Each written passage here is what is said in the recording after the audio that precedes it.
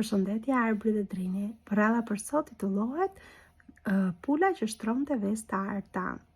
Një fshatar një mëngjes shkoi në kotecin e pulave për të mbledhur vezët dhe pa që ndërmjet tyre çuditërisht ishte edhe një vezë e artë.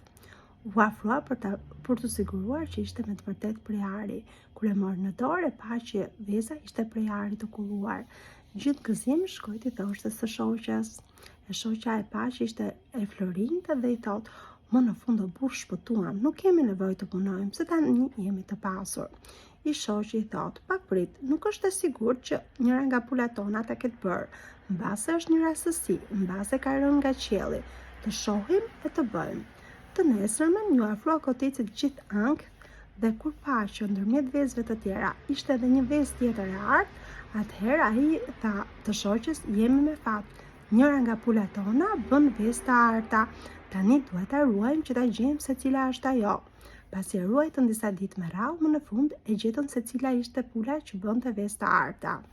Atë e ndan nga të tjerat, i bën një kotec të ri të rehatshëm dhe ushqenin me shumë kujdes.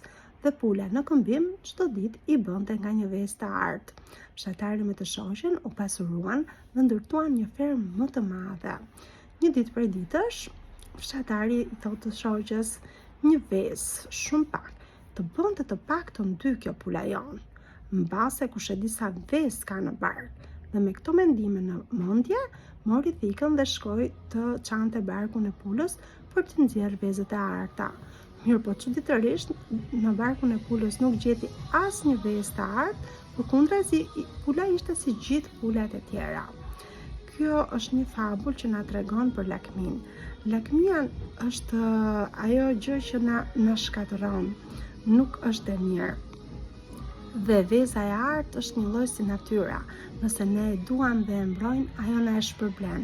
Nëse ne shkatrojmë atë, ne shkatrojmë edhe veten tonë.